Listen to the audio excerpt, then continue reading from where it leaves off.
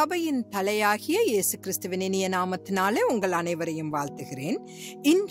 இன்றைய சபை யாரை உள்ளடக்கி இருக்கிறது என்பதை குறித்து நாம் தியானிக்கலாம். காயின் தன் சகோதரனாகிய ஆபேலை கொன்ற பிறகு கர்த்தர் காயினிடம் ஆதியாகமம் 4வது அதிகாரம் 12வது வசனத்தில், நீ நிலத்தை பயிரிடும் போது அது தன் பலனை இனி உனக்கு கொடாது, நீ பூமியில் நிலையற்று அலைகிறவனாயிருப்பாய் என்று கூறினார். இன்று வரை தேவனிடமிருந்து விலகி சென்று அலைந்து திரிந்த மக்களே புறஜாதியார் என்று வேதாகம வல்லுநர்கள் கூறுகின்றனர்.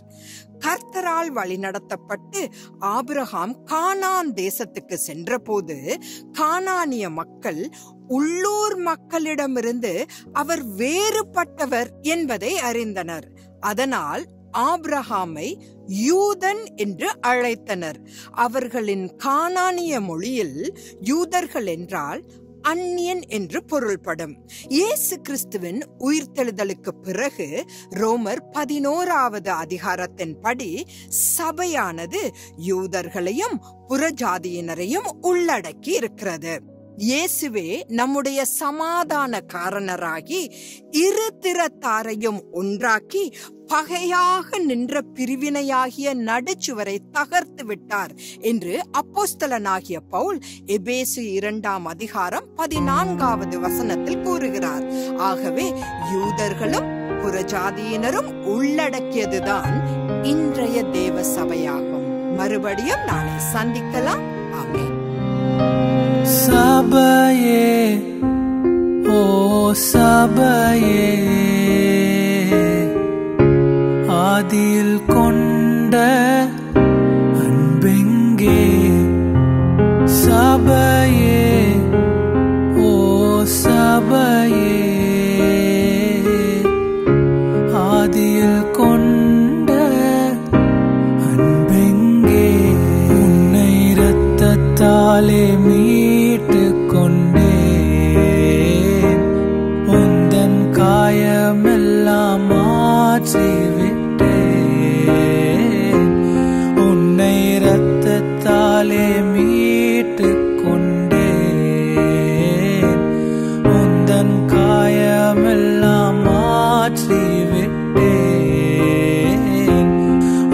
ஆனாலும் ஏனோ என் அன்பை மறந்தாய். சபையே, ஓ சபையே, ஆதியில் கொண்ட அன்பெங்கே?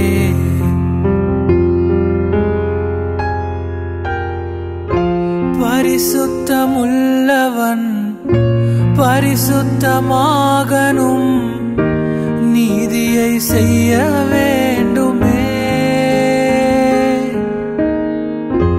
பரிசுத்தமுள்ளவன் பரிசுத்தமாகனும், நீதியை செய்ய வேண்டுமே. சபையே, ஓ சபையே,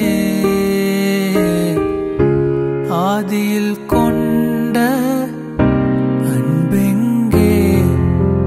சபையே, ஓ சபையே, ஆதியில் கொண்ட அன்பெங்கே? உன்னை இரத்தத்தாலே மீட்டு கொண்டேன், உந்தன் காயமெல்லாம் மாற்றிவிட்டேன். உன்னை இரத்தத்தாலே மீட்டு கொண்டேன், உந்தன் காயமெல்லாம் மாற்றிவிட்டேன். ஆனாலும் ஏனோ என் அன்பை மறந்தாய். இயேசுவே, எந்தன் இயேசுவே.